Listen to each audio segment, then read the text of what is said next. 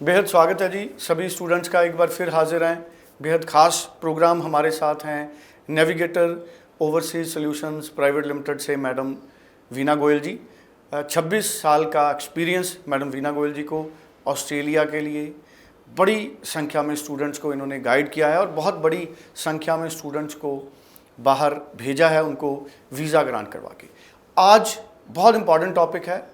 असल में पंजाब और हरियाणा के स्टूडेंट्स काफ़ी ज़्यादा डिले करते हैं अपनी एप्लीकेशन लॉन्च करने में। अगर हम जनवरी और फरवरी इनटेक की भी बात करें तो गुजरात, केरल या हम बात करें हिमाचल, जम्मू कश्मीर, उस तरफ से जो स्टूडेंट्स हैं अभी फाइल्स लॉन्च कर रहे हैं जनवरी और फरवरी इनटेक की, जबकि पंजाब के स्टूडेंट्स आम तौर पे जो फाइल लॉन्च करते हैं वो 15 नवंबर के बाद वो ज़्यादा ज़ोर पकड़ता है फाइल लॉन्च का जो पैटर्न है। लेकिन ऐसा क्यों है? और आज के टाइम में जिस तरह के ट्रेंड आ रहे हैं, अगर आप ऑस्ट्रेलिया में जल्दी फाइल नहीं लगाएंगे तो आपको क्यों कम चांसेस रहेंगे वीज़ा मिलने के, जीटी ग्रांट होने के, इसका टेक्निकल रीज़न आज जानने की कोशिश करेंगे मैम वीना जी से। वीना जी, आपका स्वागत है जी। नमस्कार मैम, क्या फ़र्क पड़ता है ऑस्ट्रेलिया में आज के टाइम में रेस्ट ऑफ द पंजाब और हरियाणा के अलावा दूसरी स्टेट्स के स्टूडेंट्स तो अप्लाई कर रहे हैं, पंजाब के अभी सोच रहे हैं कि हम अप्लाई करें या हम बाद में अप्लाई करें, इससे क्या फ़र्क पड़ता है आज के टाइम में ऑस्ट्रेलिया में जल्दी फाइल लगाने से? देखो, फर्स्ट तो मैं ये कहना चाहूँगी, ये वीडियो हिंदी में बनाने का पर्पज़ यही है कि पंजाब के अलावा भी हमें बहुत सारे स्टेट से कॉल आ रहा है और उनको शायद पंजाबी समझने में थोड़ी सी मुश्किल आ रही है। तो मैं चाहती हूँ कि हिंदी के माध्यम से हम सबके साथ हम उनको अपनी बात समझा सकते हैं। अब एक स्टूडेंट जो अवेयर स्टूडेंट है, जो कि बिल्कुल फोकस्ड है, अपनी पढ़ाई पे फोकस करना चाह रहा है, तो बहुत पहले अपनी यूनिवर्सिटियाँ देखना शुरू कर देता है जब वो पढ़ाई कर रहा होता है, 12th में है या ग्रेजुएशन फाइनल ईयर में है। तो उसकी क्या क्या रिक्वायरमेंट है, उसने आइल्स करनी है, पीटी करनी है, फाइनेंशियल डॉक्यूमेंट्स क्या चाहिए। और यूनिवर्सिटीज़ की आलमोस्ट अच्छी यूनिवर्सिटीज़ की डेडलाइन ऑस्ट्रेलिया में भी जो है 3 मंथ्स पहले सीओई की कंप्लीट हो जाती है। मींस उसके बाद वो सीओई नहीं देते। दैट मीन्स कि इतना टाइम हाई कमीशन को भी चाहिए फाइल प्रोसेस करने के लिए। तो आपको अगर 3 महीने पहले सीओई अच्छी यूनिवर्सिटीज़ की बंद हो रही है तो उससे 2 महीने पहले एटलीस्ट आप हमारे पास आएंगे तो ऑफ़र लेटर और जीटी सारा जो है टाइम के साथ प्रोसेस होएगा। और जो बच्चे 23 पास आउट हैं, मैं बार बार उनको कहती हूँ कि बिल्कुल राइट टाइम है। अक्टूबर स्टार्ट हो गया एंड अक्टूबर का भी काफ़ी टाइम अब निकल गया है, तो बहुत कम टाइम हमारे पास जैन फेब के लिए बचा है। तो आप इमीडिएट अभी इसमें कर लीजिए, इसके बाद आपके पास जून जुलाई वाला टाइम होगा। अब मेरा जो अपना एक्सपीरियंस है, जब ये बहुत सारा जो नए साल का कोटा हर एम्बेसी को अलॉट होता है तो नए साल में जो है काफ़ी सारा वीज़ा निकल जाता। कहते हैं ना कि मेरे उस फ्रेंड का वीज़ा लग गया, मेरा क्यों नहीं लगा। इसमें कभी वो हर वीज़ा ऑफिसर अलग है, लेकिन कई बार जो प्रोफाइल बहुत अच्छा नहीं है, जब कोटा होता है उसका भी वीज़ा निकल जाता है। और प्रोफाइल बहुत अच्छा है तो उसका तो निकलता ही है। तो कोशिश करें कि जब आपके पास टाइम है, आप इमीडिएट उसके डिसीज़न लेना है, आप जल्दी डिसीज़न लेके उस चीज़ को क्लोज़ करिए। अब जितना ज़्यादा वो आप मीन्स ये सोचते रहेंगे कि अभी टाइम है, तो उतनी देर में तो आपका वीज़ा के साथ बहुत बड़ा खिलवाड़ हो जाता है, आपका वीज़ा आपके फेवर में नहीं आता। अच्छा प्रोफाइल होते हुए भी हमने देखा 8-8 बैंड वालों के वीज़े रिफ्यूज़ होते हैं। जब ऑस्ट्रेलिया में तो आमतौर पे मैं देखता हूँ 7 बैंड 8 बैंड फिर भी वीज़ा रिफ्यूज़ हो जाता है। बिल्कुल जी, क्योंकि ये हर एम्बेसी का एक पर्टिकुलर तादाद में ही उन्होंने वीज़ा देना है, उसके बाद उनका जो है बहुत कम उनके हाथ में होता है। तो मान लीजिए 10 में से 2 वीज़ा आ गए, 3 वीज़ा आ गए, तो रिजेक्शन रेट ज़्यादा बढ़ जाता है। लेकिन अगर जिन्होंने फाइलें शुरू में लगाई हैं तो 10 आउट मीन्स 8 आउट ऑफ 10 आपका वीज़ा सक्सेस रेट मीन्स एक अच्छा वीज़ा सक्सेस रेट रहता है। अच्छा, जैसे आपने कहा कि जो सीओई है वो 3 महीने जो है बंद कर देती है यूनिवर्सिटी सीओ के लिए। नहीं, ऐसा ज़रूरी नहीं है, हर यूनिवर्सिटी का टाइम अलग रहता है।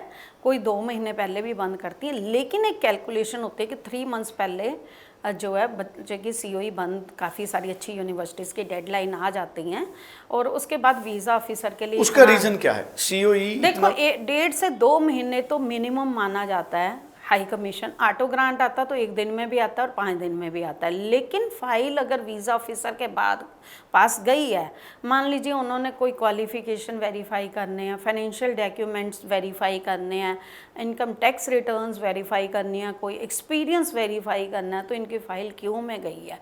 तो वो सारा वेरीफाई होते होते कई बार जो गवर्नमेंट एजेंसीज अब बहुत टाइम लगाती है, एक मेल गया उन्होंने रिप्लाई नहीं दिया, फिर रिमाइंडर मेल गया, तो इस चीज़ के लिए हाई कमीशन को पूरा टाइम देना होता है। वो खाली इसी फाइल के लिए फ्री नहीं बैठे, उनके पास बहुत सारी लाखों में फ़ाइलें आ रही हैं और हर वीज़ा ऑफिसर को एक अमाउंट, मतलब एक तादाद में फ़ाइल जो है वो दी जाती है और उसके बाद उनकी वेरिफिकेशंस, अगर किसी फ़ाइल को ज़्यादा चाहिए तो उसमें भी टाइम लगता है। तो 2 महीने तो एटलीस्ट हमें हाई कमीशन को देने पड़ते हैं। बिल्कुल ठीक है। और अगर हम पंजाब हरियाणा की भी बात करें या रेस्ट ऑफ इंडिया भी बात करें, तो कितनी यूनिवर्सिटीज़ हैं ओपन हो गई हैं जनवरी और फरवरी इनटेक के लिए? क्या अभी भी कुछ यूनिवर्सिटीज़ हैं जिन्होंने अपने कोर्सेज ओपन करने हैं? देखो खाली एक ऑस्ट्रेलिया ही नहीं, इवन यूके में भी ये प्रॉब्लम है कि पंजाब बोर्ड के बच्चे नहीं एक्सेप्ट कर रहे काफ़ी सारी यूनिवर्सिटियाँ, लेकिन वहीं पे वो हिमाचल, JNK और बाकी जो और स्टेट्स हैं हमारी, उनका एक्सेप्ट कर रहे हैं। तो ऐसे ही पंजाब का आपने जो पूछा कि पंजाब और हरियाणा का, नो डाउट काफ़ी सारी वेस्टर्न ऑस्ट्रेलिया की यूनिवर्सिटीज़ काफ़ी एक्सेप्ट कर रही हैं। मेलबर्न में 1-2 यूनिवर्सिटीज़ एक्सेप्ट कर रही हैं, ज़्यादा नहीं कर रही। हमें बहुत स्ट्रगल करना पड़ रहा है ऑस्ट्रेलिया में। अगर बच्चा कहता है मैंने मेलबर्न ही जाना है, तो हम कहते हैं थोड़ा सा आप ओपन रहो, क्योंकि आपका मकसद है पढ़ने का, आपका मकसद है वहाँ जाके पढ़ने का।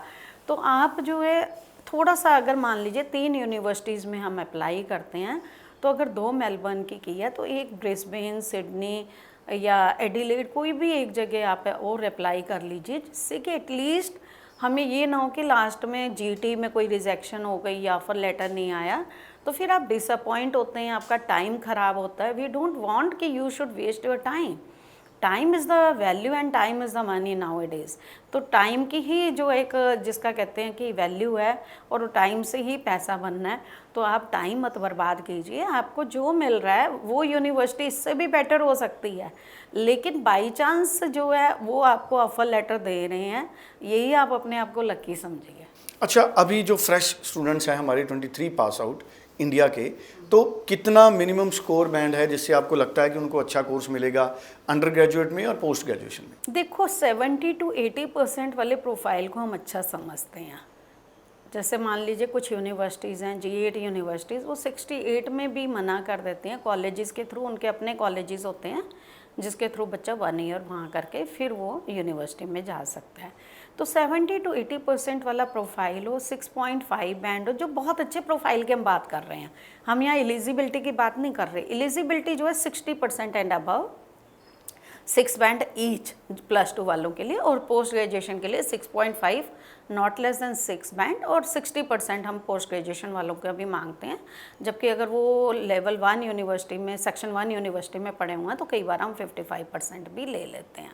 तो eligibility is something different when we are talking about the very good profiles, की बहुत अच्छे प्रोफाइल्स हैं उनके अगर हम बात करते हैं, तो वो जो होते हैं 70, 80, 90%, इवन आप ही के इस माध्यम से हमने देखा 94, 95% के बच्चे, 98% के बच्चे भी हमारे पास आए हैं। लेकिन अगर CBSE है और आपका परसेंटेज अच्छी है, आपका आइल्स स्कोर अच्छा है, आपके पेरेंट्स की ITR अच्छी है, और आपका मीन्स के फाइनेंशियल डॉक्यूमेंट्स अच्छे हैं, तो फिर कोई संभावना नहीं है कि केस ख़राब हो। मान लीजिए 22 पास आउट है, बहुत सारी इंक्वायरी आ रही हैं, मैं उन सब को जो है गाइड करूँगी। आप प्लीज़ न्यूजीलैंड के लिए सोचिए, it's a very good country, और आपको हम सारा फाइनेंशियल कैसे करना है, क्योंकि बैंक्स बहुत lenient हैं और नेविगेटर आपकी पूरी हेल्प कर रहा है। 22 पास आउट वाले बच्चों के लिए मैं न्यूजीलैंड का गाइड करूँगी या कनाडा के लिए गाइड करूँगी। ऑस्ट्रेलिया उनको थोड़ा सा परेशानी हो रही है, तो डोंट वेस्ट योर टाइम।